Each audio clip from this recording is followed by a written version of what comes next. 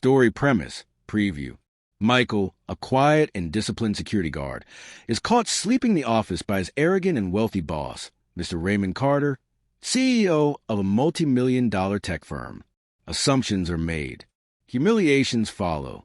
What no one knows is that Michael is a war veteran, a once-celebrated engineer whose life took a tragic turn. What's even more shocking, the reason he sleeps at work and the power he's quietly been building behind the scenes. What happens when a man who's been overlooked decides to rise? When secrets are exposed and a hidden network of loyalty comes to light. By the time the truth unfolds, Mr. Carter's entire empire is on the line, and it all starts with a nap in a supply closet. The fluorescent lights hum faintly above the long, silent corridor of Carter Tech headquarters. Night had swallowed the city, and with it, the footsteps of the last remaining staff. The building stood in darkness, except for the faint golden hue coming from a door slightly ajar near the back of the lobby. Inside that small room, amidst shelves of cleaning supplies and old computer parts, lay Michael Ease, his security jacket folded under his head. His eyes twitched under closed lids, restless even in sleep. He wasn't dreaming. He was surviving. He stirred at the sound of the morning cleaning crew arriving, their chatter echoing down the marble halls. In a practiced motion, Michael sat up, ran his hand over his close-cropped hair, and quickly slipped out of the cramped storage room. He straightened his shirt, buttoned his jacket, and walked calmly out into the lobby. No one noticed. No one ever did. Michael had been working security at Carter Tech for 2 years. He was quiet, always early, always stayed late. He greeted every employee with respect, though most hardly gave him a second glance. At 52, he was strong, disciplined, and watchful, but behind his silent eyes lived a world of secrets. Before this job, he'd lived another life, one few would believe. He never complained, never slacked off, but some nights he stayed behind, sleeping in the office, not because he wanted to, but because he had nowhere else to go. That morning, a young intern named Lana noticed something odd, Michael buttoning his shirt behind a cabinet door. She raised an eyebrow, curious but unsure if she should ask. Later, in the break room, she whispered to her co-worker, "I think the security guy sleeps here." Her co-worker scoffed. "That man? He probably got too drunk to go home." The rumor began to spread like wildfire. Raymond Carter, CEO of Carter Tech, arrived in a sleek, black Range Rover, designer sunglasses hiding his tired eyes. He strode to the glass doors with the confidence of a man who owned everything he could see. And he did. "Morning, sir," Michael said, straightening. Raymond glanced at him, offering a curt nod, then paused. "Were you already here this morning?" Michael nodded. "Yes, sir." Raymond frowned. "You live far?" Michael's expression didn't change. "No, sir." The CEO's brow furrowed briefly before he walked on. By midweek, the office buzzed with stories. They mocked him behind his back. Bet he sleeps in the closet between patrols. Maybe he's homeless. One evening, Lana stayed late. As she exited the restroom, she heard soft breathing near the storage room. She peeked and saw Michael curled up on the floor again. This time, she took a picture. The next morning, Mr. Carter stormed into the building holding Lana's phone. "You're sleeping in my office now," he barked. Michael stood silently. Raymond's voice rose. "You think this is some kind of shelter? Are you taking advantage of our power outlets and air conditioning like a street rat?" Michael said nothing. Raymond snapped, "Get your things. I want you gone by this afternoon. You're fired." The building fell into stunned silence. Even Lana looked horrified. She hadn't expected that. Just as Michael turned to leave, a tall, older man entered the building. He wore a worn-out leather jacket and carried a large envelope. "Is Mr. Michael Ease here?" he asked, scanning the room. Raymond crossed his arms. "He was, until a few minutes ago." The man narrowed his eyes. "That's unfortunate. We were hoping to honor him next month. He's the last living engineer of the Aegis Tactical Defense Project. We were informed he works here." A heavy silence fell. Raymond blinked. "The what?" The man extended a photo of Michael. 20 years younger, in military uniform, standing beside a classified-looking satellite prototype. He's a war hero, the visitor said. He built systems that saved thousands of lives. The DoD wants to give him a Medal of Civic Service. Raymond's mouth fell open. That can't be right. Michael looked down, his voice low. I never mentioned it. I just needed a job. By noon, the photo had gone viral. Employees whispered in shame. Lana deleted the picture from her phone, her face pale. Raymond tried to regain control, called for Michael. He returned to the lobby, but this time he wasn't wearing a security uniform. He wore a neatly pressed black suit, clean shoes, and a quiet stare. Raymond offered a forced smile. Mr. eased about earlier. I heard, Michael said, interrupting, but I won't be needing the job anymore.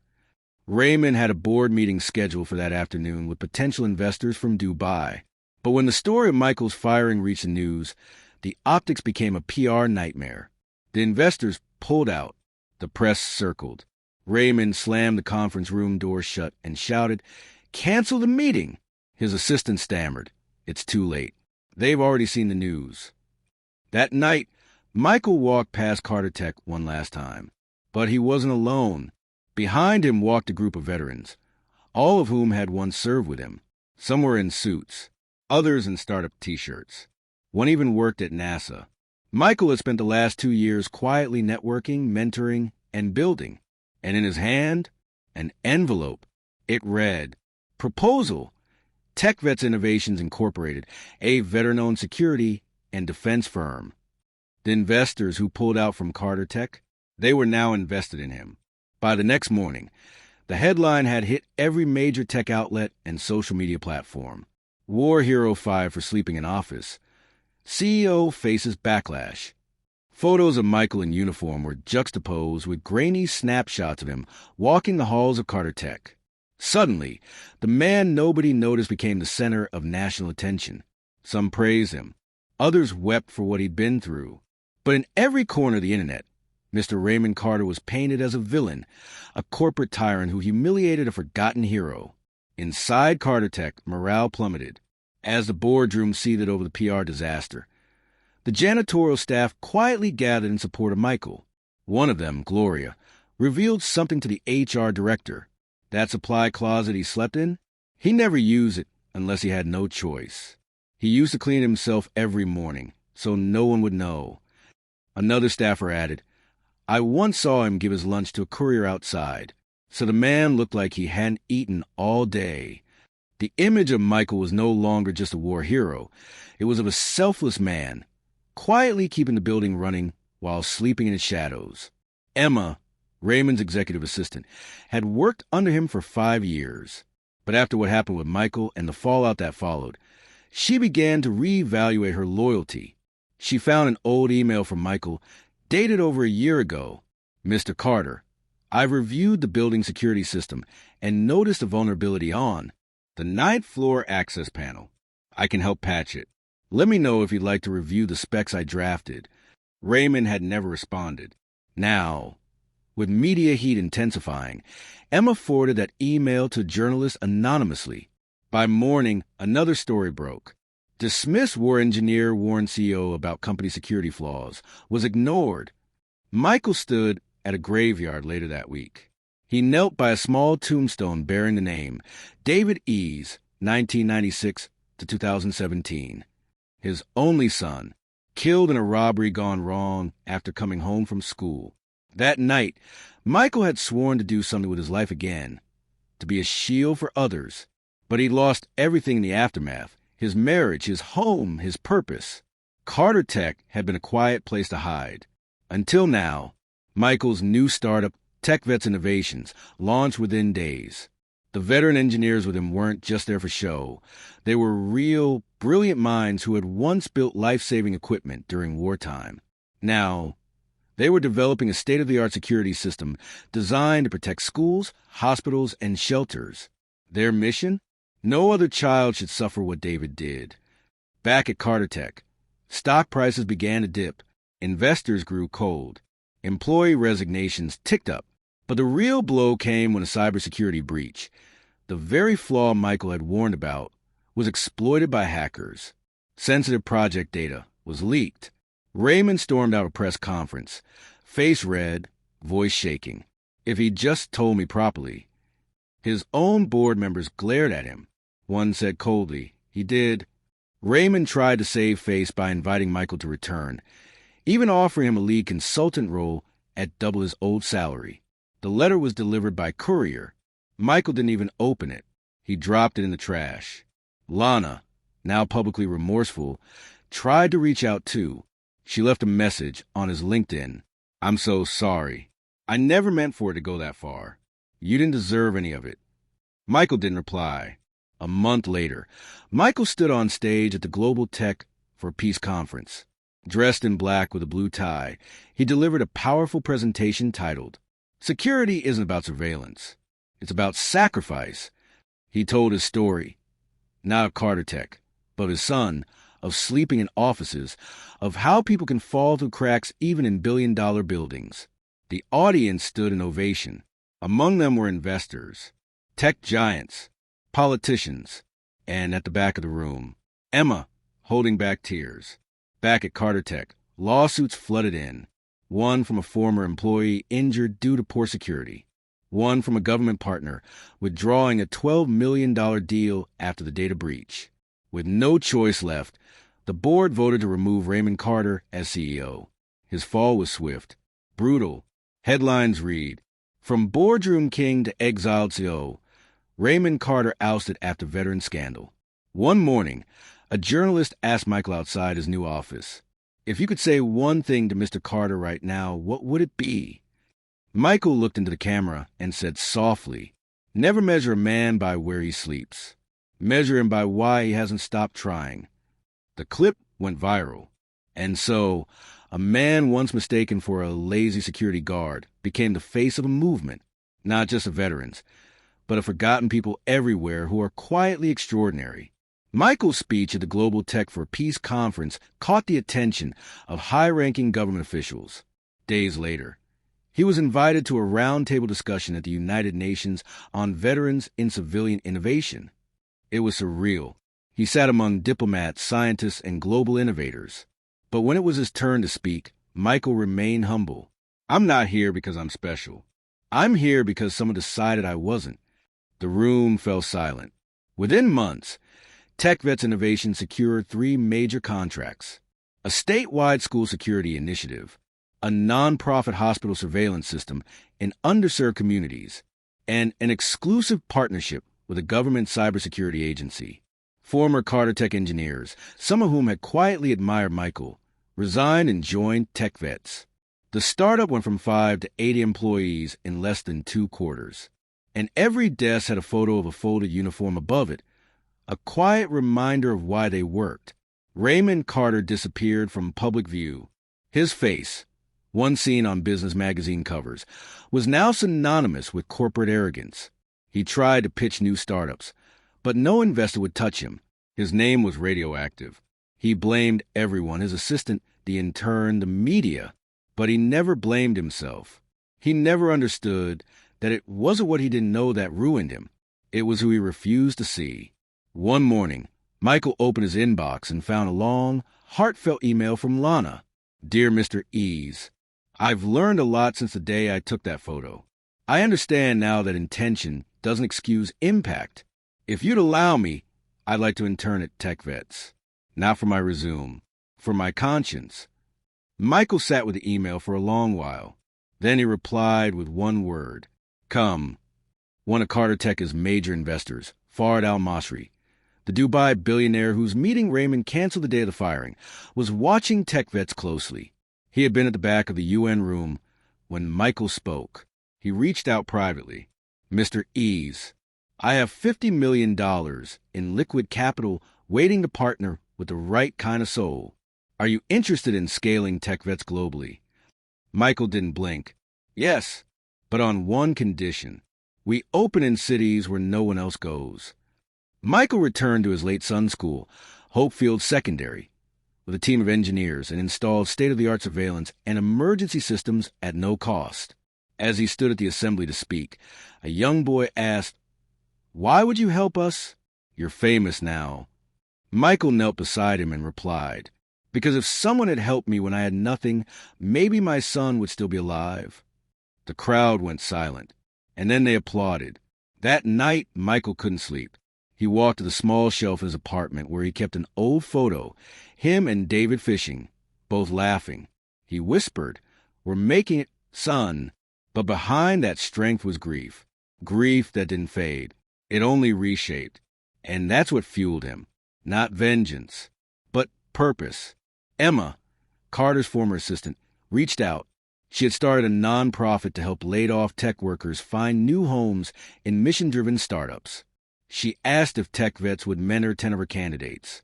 Michael invited her to lunch. After listening to her pitch, he smiled. "You always had a good heart. I just think you needed the right ground to plant it in." They shook hands. By the following month, Emma's nonprofit was fully funded by tech vets. One gray morning, Raymond Carter showed up at tech vets' HQ reception. He was thinner now, eyes tired, dressed in yesterday's suit. Michael stepped out of the elevator, stunned. Raymond stood, sheepishly. I came to say I'm sorry." Michael looked at him for a long moment, then replied, "Not for me. Apologize to everyone else. The janitor, the intern, the people you ignored." Raymond nodded, then turned to leave. He didn't ask for a job. He knew better. Michael stood in the main lobby of TechVet's new headquarters, a modern, solar-powered building in the heart of a once-neglected neighborhood. A reporter asked him, "What's your biggest achievement so far?" Michael glanced at the wall. There, framed in glass, was the original security jacket he wore at Carter Tech. He smiled softly. "That I never let where I slept determine how far I'd go." The camera clicked. Justice had been served. But more than that, dignity had been restored. In TechVet's new headquarters, each conference room was named after a veteran who had fallen through society's cracks, each one handpicked by Michael himself. One door read David's room, named after his son, not because David was a soldier, but because he was the reason the war never ended for Michael. Lana now worked in that room, leading a youth mentorship initiative for children of struggling veterans. Every Friday, she wrote one lesson she'd learned that week and pinned it to the bulletin board. This week's note read, "Power means nothing if you don't use it to lift others." Congress scheduled a hearing on veteran homelessness and reintegration. They requested Michael testify. At the Capitol, he stood under the bright lights and told his story. Not with anger, but with clarity. "I wasn't broken when I came home. I broke when no one saw me." Lawmakers sat in silence. One senator whispered to a colleague, "This man's story is about more than veterans. It's about every ignored American." That day, Congress passed a bill funding veteran-led tech startups with $500 million in support grants. Michael didn't take a cent, but his company helped design the grant system for free. Raymond Carter moved to a small cottage on the outskirts of Virginia. He lived quietly, spending most of his days offline. One afternoon, he received a letter in the mail, no return address. Inside, a single sheet of paper. It read, "Justice isn't always punishment. Sometimes it's a mirror. M." Raymond stared at it for a long time. Then he turned to his dusty laptop, opened a blank document, and began typing. "My story. Confessions of Fallen CEO." At the next Global Tech Conference, Michael was scheduled to speak. But on the day, he didn't show. People murmured. The media speculated. But his assistant came to the podium and read a short note on his behalf. Some chairs should remain empty to remind us of the people we lost while we weren't paying attention. Silence. Then a slow, standing ovation. While organizing archive files from his Carter Tech days, Emma found something. A USB drive labeled Phoenix Protocol ME. It was Michael's original blueprint for a secure, AI-driven surveillance grid meant to prevent school violence, years before tech vets. Emma opened it and gasped. He had written it while working night shifts as a guard, coding between patrols and mopping. The file's metadata read, created 2:41 a.m. Carter Tech Lobby, 3 years ago. He had been building all along. Tech vets opened branches in Lagos, Mumbai, Sao Paulo, and Detroit, each led by veterans or survivors of violence. In every office, Michael insisted on one rule: the front desk should never be ignored. Security guards were given full integration with engineering teams, daily lunches with staff, and performance bonuses. No one was just a guard again.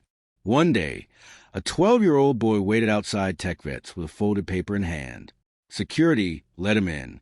He approached Michael quietly, trembling. "My brother died in our school shooting 2 years ago. But I read your story in class, and I think he'd want you to have this." He handed Michael the note. It read, "Please protect the others. I'm not scared anymore." Tears welled in Michael's eyes. He didn't speak. He simply hugged the boy. A famous billionaire from Silicon Valley came to tour Tech Vets. He arrived expecting a pitch, but Michael had other plans. He handed the man a Tech Vets badge and said, "Shadow our janitor today. He's a former systems analyst. Clean with him. Learn." The billionaire scoffed until he did it. By the end of the day, he was silent. Later, he told Forbes, "I came to write a check. I left writing a resignation letter." Michael never took a title. No CEO plaque. No private office. He kept his old uniform jacket folded neatly on a shelf in his shared workspace. One evening, he gave a TED Talk titled, "How the Closet Became My Cathedral." He ended with this: "If you've ever been stepped over, overlooked, or laughed at, understand something. You're not weak. You're hidden. And some lights are too bright to burn forever in the dark." Years passed. Michael passed away peacefully in his sleep at 67, at home, surrounded by photos, letters, and worn military tags. His funeral drew tens of thousands: veterans, students, tech CEOs, janitors. At the front of the room was a framed copy of the security photo Lana once took. Below it, a plaque: "He slept so we could wake up."